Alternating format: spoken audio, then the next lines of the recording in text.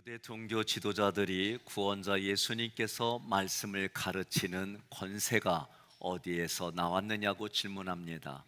예수님께서는 그 질문에 대답을 세 가지 비유로 말씀하셨습니다. 그 비유들마다 그들의 죄악을 지적해 주셨어요. 오늘 세 번째 본문은 혼인잔치의 비유입니다. 좀 더 본문을 자세히 보면 2절부터 10절까지는 혼인잔치의 비유이고 11절부터 14절까지는 예복의 비유로 나누어집니다. 이 말씀을 통해 우리에게 주시는 메시지는 분명합니다. 하나님의 구원의 역사를 따르지 않는 대제사장들과 유대인들의 장로들일지라도 지금 예수님이 하나님의 나라로 너희들을 부른다, 이 메시지가 있어요. 두 번째로는 그 부름에 합당한 반응을 보이지 않으면 결국 심판을 당한다. 마지막에 택함을 입은 자들이 그 숫자가 적다는 기록으로 본문의 내용은 마칩니다. 오늘날도 주님이 우리를 불러주셨습니다. 그 부르심에 여러분과 저는 합당한 응답이 순종이고 예배입니다. 하나님께서 순종하는 나를 택하셔서 지금 하나님 앞에 나는 이렇게 하나님 순종하는 마음으로 예배를 드립니다. 그 택함 받아서 예배를 드리는 우리를 성도라고 불러요. 성도는 어디 있든지 그 자리가 천국의 자리임을 삶으로 증거하는 거예요. 1절에 구원자 예수님께서 유대 종교 지도자들의 질문에 세 번째 비유를 들어 지금 말씀하시는 것, 내용은 2절에 천국은 마치 자기 아들을 위하여 혼인잔치를 베푼 어떤 임금과 같다는 거예요. 천국은 하나님의 통치가 미치는 곳입니다. 천국은 하나님을 믿는 사람들에게 임합니다. 임금에게 있어서 자기의 아들은 그 나라의 상속자예요. 자기의 모든 곳이에요. 임금이 다스리는 왕국은 행복이 있습니다. 권세가 있습니다. 명예가 있습니다. 하나님은 혼인잔치에 사람을 초청했어요. 이 당시에 혼인잔치는 대략 7일 정도 기쁨이, 즐거움이, 풍요로움이 가득한 축제로 진행했습니다. 3절, 그 정도를 보내어 그 정한 사람들을 혼인잔치에 오라 하였더니 오기를 싫어하거늘. 임금으로 비유된 분이 누구냐? 하나님이세요.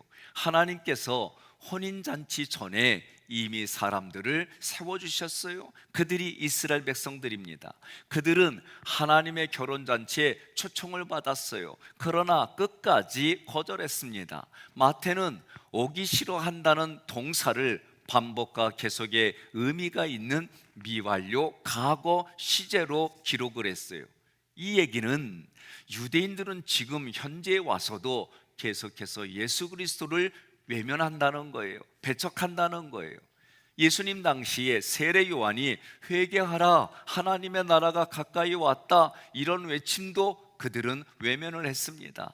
그들은 그리스도의 복음을 철저히 거부했습니다. 십자가에 예수님을 못 박아 죽이는 죄악도 범했습니다. 4절에 다시 다른 종들을 보내며 이르되 청한 사람들에게 이르기를, 하나님께서 선택한 사람들에게 다시 다른 종들을 보내며 명령합니다.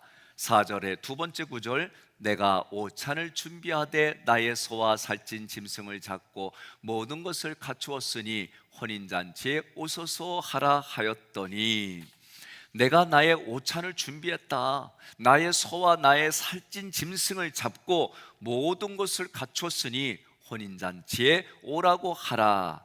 모든 것을 갖췄다는 것은 혼인잔치가 완벽하게 준비되었다는 뜻입니다. 함께 기쁨을 나눕니다. 함께 즐거움을 나눕니다. 함께 마음과 육신의 풍성한 것으로 준비했으니 누리며 살라는 말씀이에요. 5절에 그들이 돌아보지도 않고 한 사람은 자기 밭으로 한 사람은 자기 사업하러 가고, 이 돌아보지 않다 아멜레오는 눈길도 안 주는 거예요. 아예 마음이 없는 겁니다. 자기 밭으로 아고로스는 자기가 경작하는 들로 임금이 초청한 가치보다 내가 경작하는 가치가 더 있다라고 생각하고 그 길로 가는 거예요. 사업하러 엠포리아는 도매인이라고 하는 뜻에서 유래했어요. 장사하러 갔다는 겁니다. 과거 아페르고마인은 잔치가 열리는 걸 알았어요. 이날이 잔치 열리는 줄 알았음에도 불구하고 자기의 가치를 따라갔다는 겁니다. 왕의 잔치에 거듭 초청을 받았지만 세상 일에 바빠서 거절합니다. 하나님의 통치를 거절했습니다. 이 당시에 중동 지역에서는 왕의 초청을 거절했다는 것은 당신의 아들은 축하받을 가치가 없습니다. 나는 그 결혼에 동의할 수 없습니다. 나는 더 이상 당신을 임금으로 인정할 수가 없습니다. 이런 의미예요. 여러분, 지금까지 쉽게 주일날 예배드린 줄 알아요. 그런데 참 잘하는 지인이 그 시간에 결혼잔치가 있어요. 어떻게 할 거요? 오늘 얘기 듣고 믿음대로 행하세요. 저는 뭐라고 얘기 안 합니다. 그냥 성경대로 얘기할게요. 오늘 6절은 그 남은 자들은 종들을 잡아 모욕하고 죽이니, 임금님의 초청 소식을 전해 주었던 종들이 임금님이 선택한 사람들에 의해서 수모를 당합니다. 고통을 당합니다. 그리고 결국은 죽임을 당하는 걸 점층적 구조예요. 사람들에게, 남은 사람들에게 수모와 고통을 당한 종들은 예수 그리스도를 상징하는 거예요. 예수님은 유대 종교 지도자들에게 붙잡혔습니다. 고난을 받았습니다. 수모를 겪으셨습니다. 결국 십자가에 못 박혀 죽으셨습니다. 이렇게까지 한 이유가 뭐냐? 자신들의 현 상황에서 육신의 이윤을 따라 행동했기 때문에 이런 일을 한 거예요. 7절에 임금이 노하여 군대를 보내어 그 살인한 자들을 진멸하고 그 동네를 불사르고, 임금이 자신의 종들을 체포하여 모욕을 주고 살해한 것에 대해 매우 분노했습니다. 자신의 군대를 동원하여 살인한 자들을 다 멸망시켰습니다. 그들이 사는 본거지를 전부 불로 태웠습니다. 이 구절은 하나님과 함께하지 않는 자는 반드시 죽는다라고 가르쳐주는 거예요. 나의 행복을 위해서, 행복을 찾아서 지금 행복해, 그 행복을 소유하고 있어, 그렇다 할지라도 오히려 하나님을 대적하는 삶이었고 죽음과 멸망으로 끝을 맺었다라고 가르쳐주는 거예요. 결국 이들의 거절은 마태복음 24장 2절에 그리스도가 예언했어요. 함께 봉독합니다. 대답하여 이르시되 너희가 이 모든 것을 보지 못하느냐? 내가 진실로 너희에게 이르노니 돌 하나도 돌 위에 남지 않고 다 무너뜨려지리라. 아멘. 주 70년에 로마의 군대가 예루살렘을 침략해서 다 불살라 버렸어요. 많은 유대인을 학살했어요. 그들이 메시아를 거역한 것이 70년 후에 이런 일들로 심판을 받았어요. 우리는 생각해야 됩니다. 누구든지 예수님의 초청을 거절할 수는 있어요. 그러나 거절했기 때문에 겪는 심판을 피할 수는 없습니다. 이 구절에 여러분들이 마음에 와닿는 것은, 주님의 초청에 응답하라는 거구나. 지금 기회가 있을 때에, 지금 내가 선택할 수 있을 때에, 지금 내가 주님의 전에 걸어갈 수 있을 때에 주님의 초청에 응답하라고 하는 내용이 내면에 깔려 있는 거예요. 8절에 이에 종들에게 이르되 혼인잔치는 준비되었으나 청한 사람들은 합당하지 아니하니. 그 후에 임금이 다른 종들에게 논리적으로 말하는 거예요.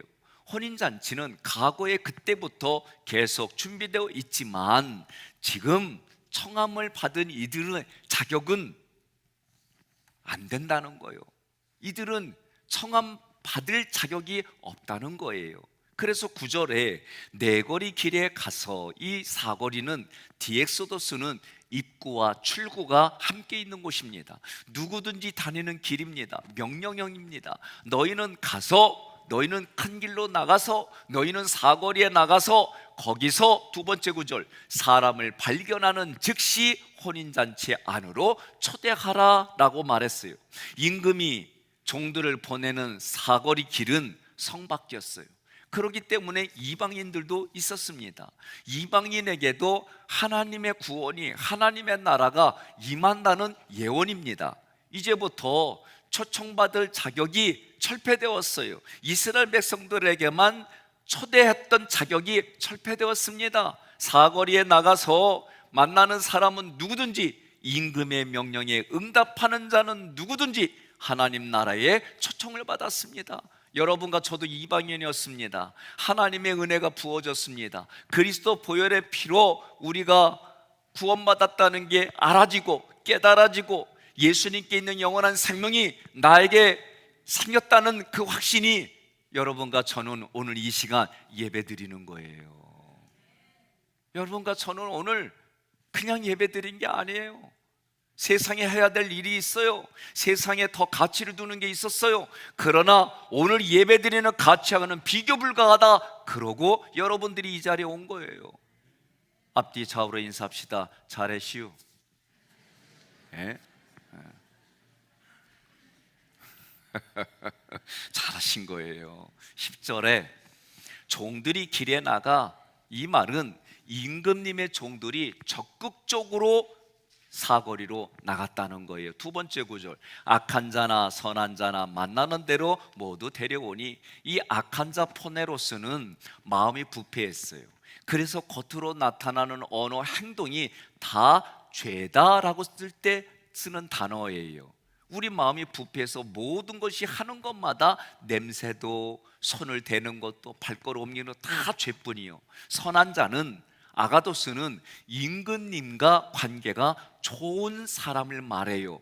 발견하는 대로, 악한 자나 선한 자나 발견하는 대로 모두 혼인잔치에 적극적으로 모셔왔다는 거예요. 세 번째 구절, 혼인잔치에 손님들이 가득한지라, 이 손님들이 아나케이마이는 식탁에 비스듬히 누워서 식사를 하는 거예요.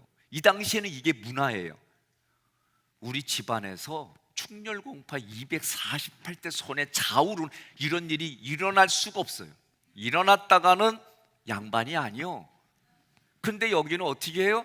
비스듬히 누워서 먹는 거예요. 이게 이 사람들 문화예요. 혼인잔치에 선한 자, 악한 자가 가득 찼다는 거예요. 이것이 오늘날 교회입니다. 우리 교회는요, 세상에서 하나님께 택함을 받은 사람들의 모임이지 선한 자다 악한 자다 나누는 데가 아니에요.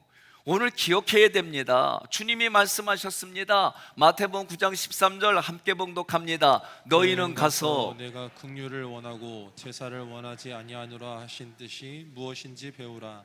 나는 의를 부르러 온 것이 아니요 죄인을 부르러 왔노라 하시니라. 아멘. 여러분, 예수님 안에, 교회 안에 있는 죄인이고 예수님 밖에, 교회 밖에 있는 죄인으로 나눠주는 것뿐이에요. 사람들에게 걸려서 큰 집에 간 사람들 드러난 죄인이에요. 그러나 크고 작은 죄를 저지르는 아직 감춰져 있는 죄인, 결국 우리는 죄인이에요.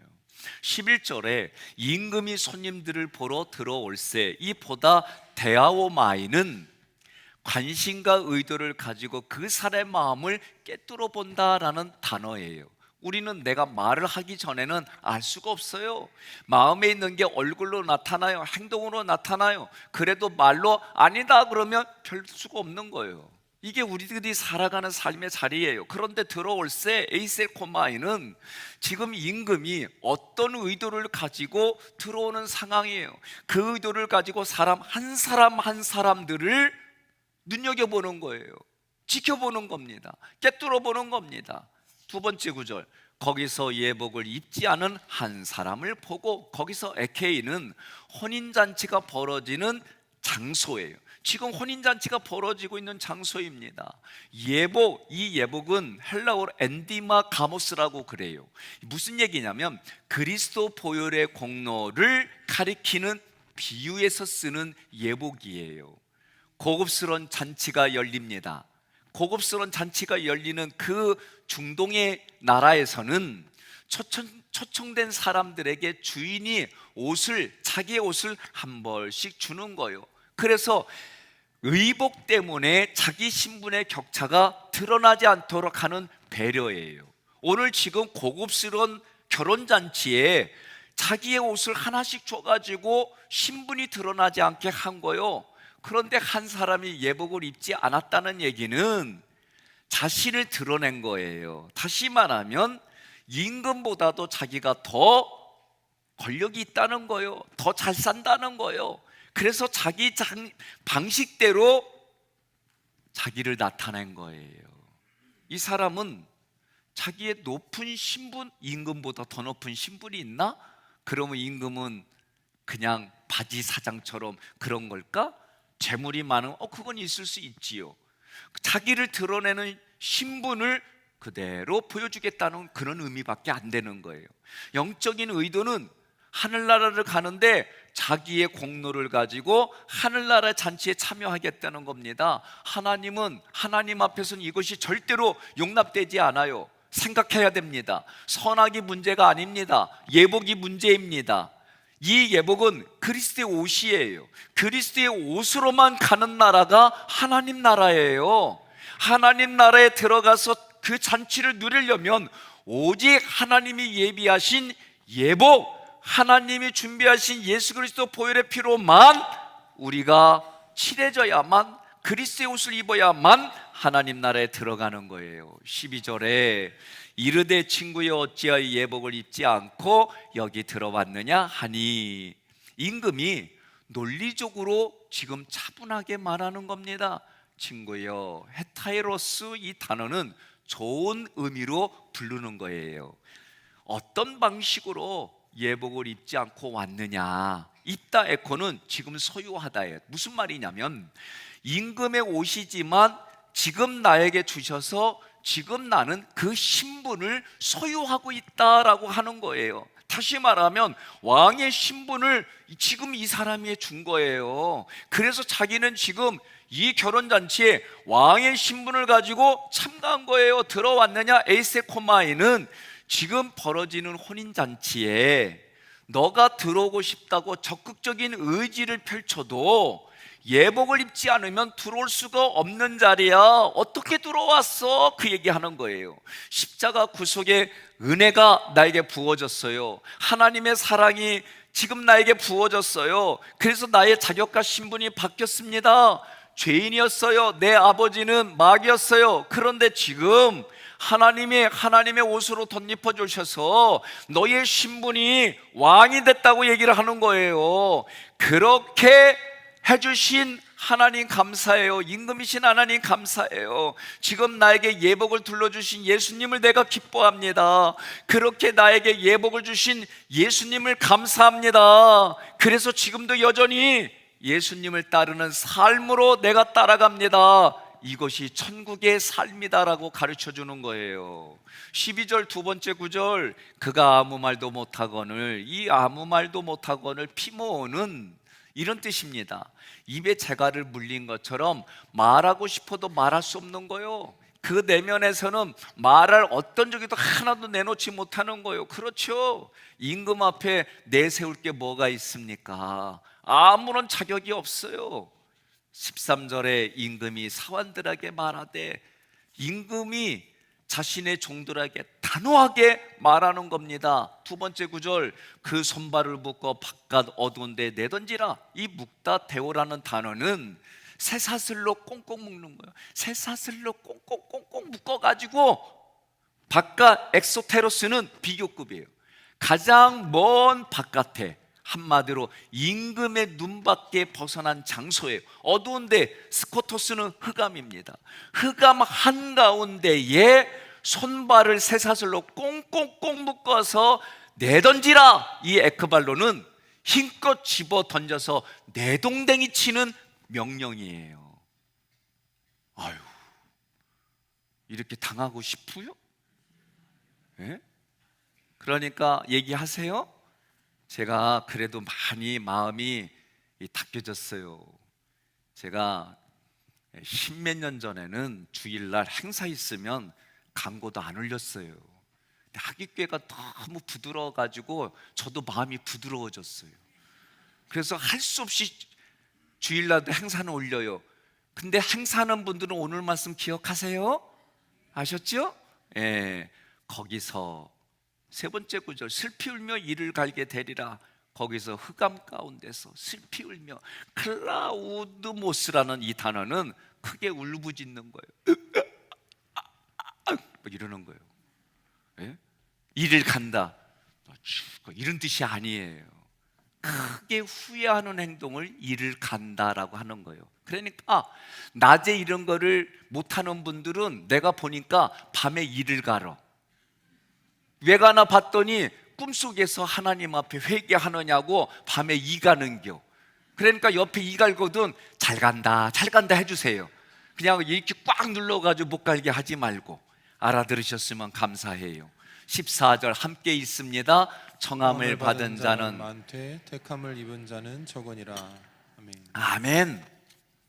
이 청함을 받은 자, 클레토스는 부름을 받은 자, 청함을 받은 자를 말해요. 이 많테, 이 헬라어로 폴리스카르 에임이라는 구절이에요. 무슨 얘기냐면 나는 지금 부름을 받았습니다. 나는 지금 주여 주여 하며 외칩니다. 나는 지금 병자도 고쳤습니다. 내가 지금 주여 하면서 이런 은혜를 받았습니다. 내가 지금 하나님께 부름을 받았습니다. 이렇게 고백하는 사람은 많다. 그러나 택함을 받은 자의 에클렉토스는 고르고 고르고 또 고르고 또 고르고 지켜보고 찾아보고 또 고르어서 선택했다, 그런 의미예요. 그런 사람이 어떻다? 적다는 거예요. 아직 덜 끝났다고 얘기해 주세요. 그러니까 올리고스라는 게 뭐냐면 소수를 말하는 거예요. 소수. 자기 스스로는 택함 받았습니다 이런 거예요. 제가 이렇게 얘기할게요. 나는 문재인 대통령도 잘 알고요, 윤석열 대통령도 잘 알고요, 지금 천조국의 미국이라고 하는 나라의 바이든도 너무 잘 알아요. 그런데 세 분은 공통점이 있어요. 나를 몰라. 이런 뜻이에요. 지금 나는 지금 하나님 앞에 부름받았습니다. 나는 하나님 정말 신앙생활 잘합니다. 하나님 내가 오른팔입니다. 막 이러는데 하나님은 뭐라고 그러냐면 난 너 안 택했어. 옆에 분한테 그러실 것도 없어요. 자기한테 그래요. 있을 때 잘하자. 예? 자기한테 얘기하세요. 있을 때 잘하자 그러세요. 그리고 옆에 분한테 보여주세요. 자기 상표, 옷 입은 상표, 나 예수짜리야 보여주세요. 예? 우리가 그렇게 사는 거예요. 착각하면 안 돼요. 그래서 우리가 구원에 머물러 있는 성도인지, 다른 사람을 구원시켜주는 십자가 군병인지, 아니면 하나님의 그 사역들을 감당하는 그런 레인으로 제사장으로 왕같은 제사장으로 이 땅을 사는지 자기가 알아야 돼요. 지금 교회라는 천국에 있을지라도 오늘 말씀을 통해서 우리에게 주는 말씀은 내가 지금 교회라는 천국에 있을지라도 자신의 방법대로 사는 이는 죽음에 이르게 된다는 거예요. 하나님께서 잔치를 배설하셨습니다. 사람들을 초청했습니다. 그러나 핑계를 대고 잔치에 오기를 거절했다는 거예요. 우리 모두가 하나님의 택한 백성이 되라면 하나님이 베푸시는 잔치에 지금 들어가는 거예요. 그게 혼인잔치요. 혼인잔치는 한마디로 예배입니다. 예배는 신랑과 함께하는 자리입니다. 나의 신랑이신 예수님과 함께하는 그 자리가 최고의 자리입니다. 최고의 기쁨의 자리입니다. 그 자리에는 생명이 넘칩니다. 그 자리는 생명이 내가 소유하는 자리입니다. 그 자리는 그 생명의 풍성함이 나에게 넘치는 자리입니다. 주님이 그런 사람을 택하실 때 우리는 뭐요? 예배로 반응하는 거예요. 하나님이 우리에게 사랑을 베풀어줘요. 그럼 나는 공의로 삶의 현장에서 공의로 대답하는 거예요. 하나님이 우리에게 은혜를 베풀어 주셨어요. 그럼 나는 진리로 대답하는 거예요. 이것이 여러분과 저에게 하나님이 택한 백성의 모습이다라고 가르쳐 주는 거예요. 오늘도 여러분과 제가 드리는 이 예배로 여러분의 삶에 예수 생명의 풍성함이 넘치기를 간절히 권면하며 축복합니다.